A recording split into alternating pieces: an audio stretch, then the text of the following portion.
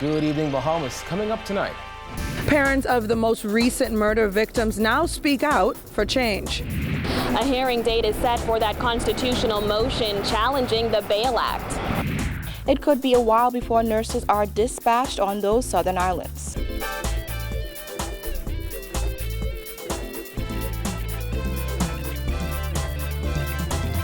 Our news is brought to you by Alive, the nation's newest and best LTE network.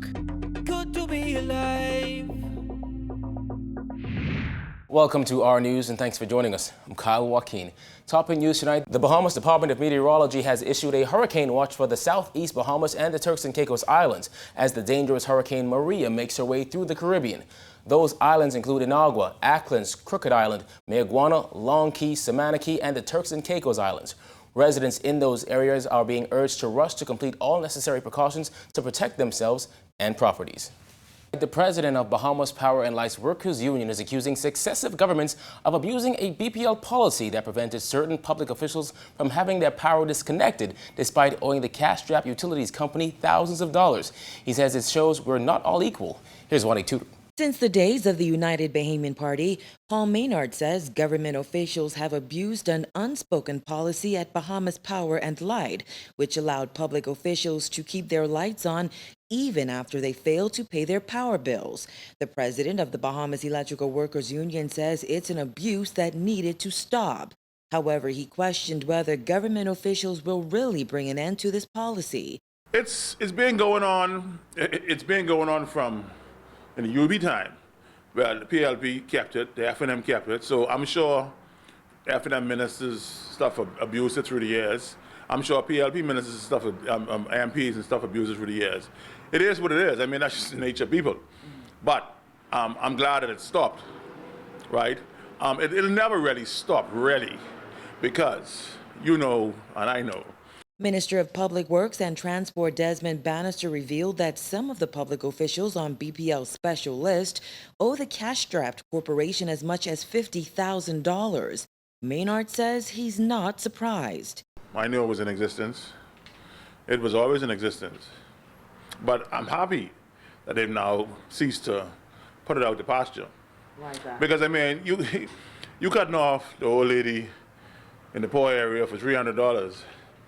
And you don't give them the same privilege that you give the other people. Now, I mean, in any country, you know, we are supposed to be equal, but we're never equal. BPL has issued letters to these individuals to settle their arrears or come to some arrangement to pay off their hefty bills.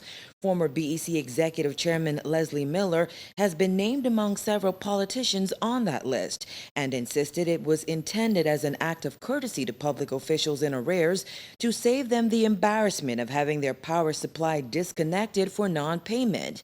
However, Maynard says it shouldn't work that way when the average man has his light cut off for a $200 outstanding payment. I'm happy that, you know, they've decided to discard it because I think it was abuse.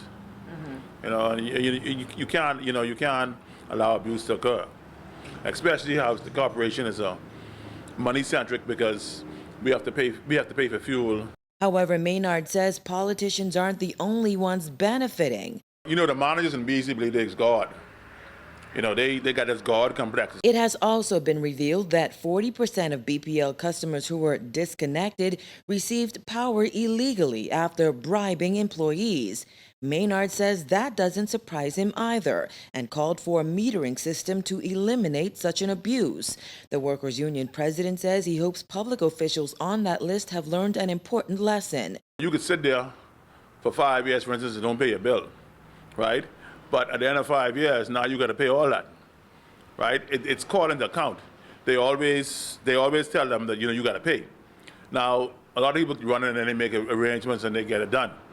But it ain't like you getting away. All you know is delaying the inevitable. So you might as well pay your bill. Reporting for our news, I'm Vonique Tude. Well, 3 mothers of the Foxhill community now join hands over the loss of their teenage sons who have died to gun violence this year. They're saying their tears are dried and their fight is for the community now to get the guns off the streets. April Sands reports. It's time for change. That's what parents and family members are speaking out tonight about in the Fox Hill community after being the most recent victims of crime. It was an emotional moment in Fox Hill last evening as 3 grieving mothers, friends, family members, and other residents bonded over the loss of loved ones and vowed to help put an end to gun violence. Among those attending last night's meeting to discuss rising crime in Fox Hill were the mother of 16-year-old Jeffrey Wright, who was shot in front of his home just last week, and then the mother of 17-year-old Mitchell Monroe, who was gunned down Saturday night, and the mother of an 18-year-old who was shot earlier this year in January. My son was 18 years old, a hard-working individual. He graduated out of school, was trying to live his life to be somebody in his peers, and someone literally came and killed my son. I was away. I wasn't even here when he died. I came home to meet my son dead, and nothing has been done and nothing has been said. But we as parents need to sit by and continue to allow this to happen. We have to stand up. We have to stand up for justice for our children. Now those family members say they're leaning on nothing but faith, adding they will fight for their community. Word of God, I had to encourage myself every day. I have to encourage every day as I wake up to know that my son will not be here anymore. I will not have to see him anymore. And it's not easy because I have a son who was right there with him on the side of him when he was killed. My last boy was right there. I could have lost 2 of my children one time, but God. So I appeal to the government. I appeal to the commission of the police, whoever is in charge and whoever have some rights. We need help in Fox Hill. Those 2 recent murders in Fox Hill pushed the country's murder count for 2017 into the triple digits. This time last year, the murder count stood at 72. Fox Hill resident Madonna Cartwright says they've had enough. Something is seriously wrong. Every week, maybe 1 or 2 people dying. That's not right. It's nothing right about that. The young boy, Jeffrey, who just got killed, I just got him a job. He was working with me.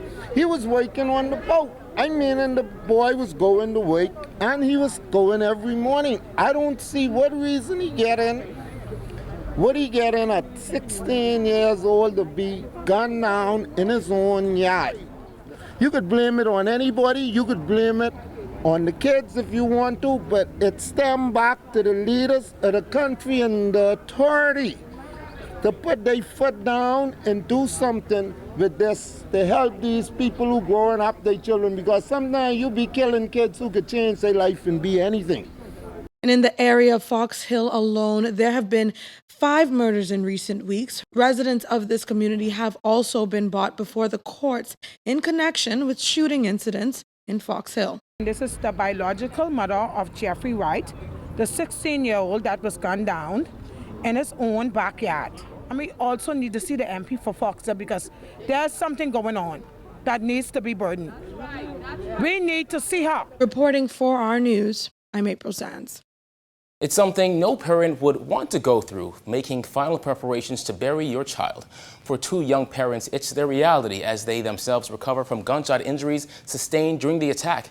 In this R News exclusive, the parents of 8-month-old Shelton Tinker Jr. tell their story. And it's hard right now. So a lot thinking about the loss.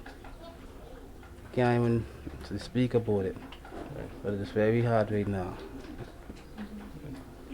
Talk about the visual.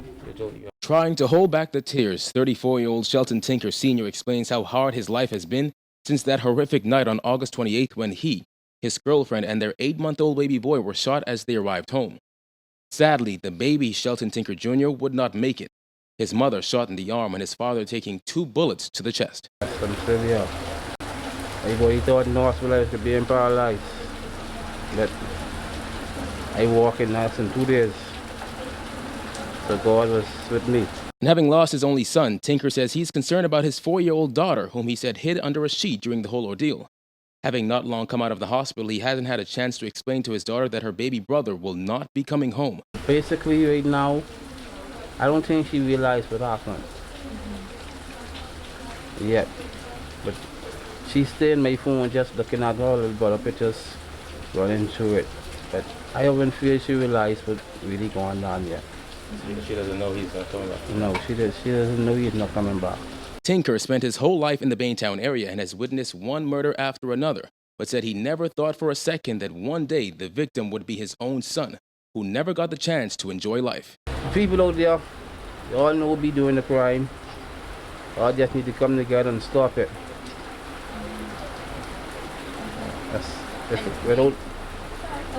Without people stopping it, crime will still be going on. Island Luck has come forward and is funding the funeral for little Shelton. Funerals by Kimmy Wilcox at Northside is handling the arrangements. As would be the case for any mother, Jeffrina Sweeting isn't able to speak about what happened or her son. Tinker, trying his best to stay strong, says it's hard. Right now, so many things is being going in my head. Only thing I can do is go to the Bible right now for comfort. So right now, only thing in my head is God right now to comfort me. Other than that, I wouldn't be able to do plenty. I may be go crazy right now. So. One man has since been charged with the murder of Shelton Tinker Jr.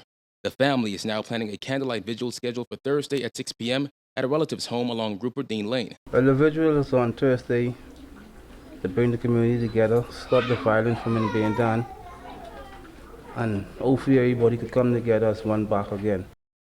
In other news, the government of the Bahamas may owe hundreds of people remanded to prison in the magistrate court millions of dollars. That's according to attorney Monroe QC, who made the statement today during Supreme Court proceedings on a status update on that constitutional motion he filed challenging certain aspects of the Bail Act. Here's Jasmine Brown. During this morning's proceedings, Monroe revealed that he has added additional clients to his complaint and that he will be seeking damages for those clients. Monroe is challenging the constitutionality of Section 4.3a of the Bail Act, which removes the jurisdiction of magistrates to grant bail in certain circumstances. The former Bar Association president says the challenge is long overdue.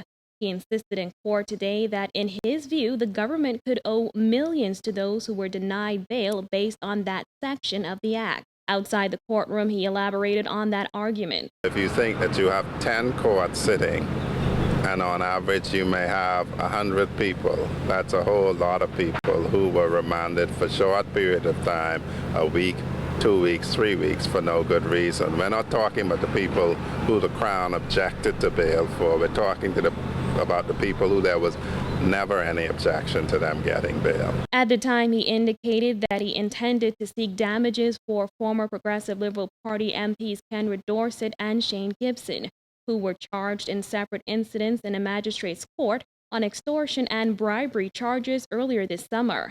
Monroe made the application during Gibson's bail hearing. In court today, Grant Thompson asked Monroe why his client was not present in court, with Monroe replying that they had thought this morning's proceedings was only a mention hearing.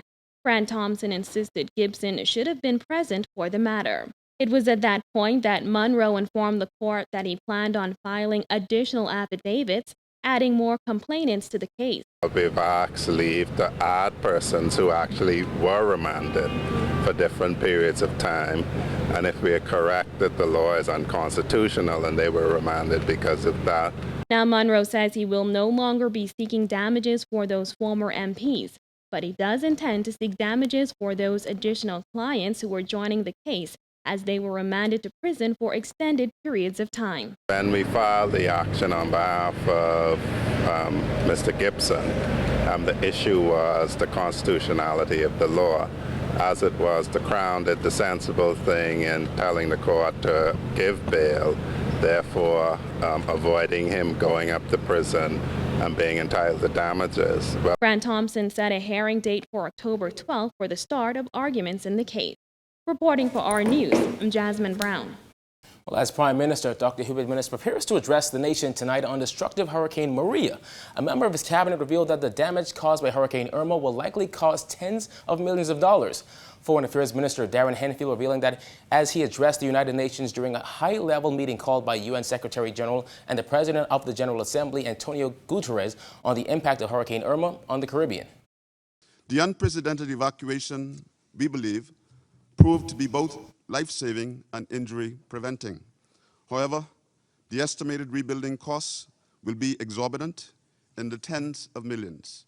The road to recovery is hard, but we will work diligently to rebuild our impacted communities and count on the help of our international partners and friends in this regard. Enfield also said during that meeting that was held in New York that detailed assessments are still ongoing.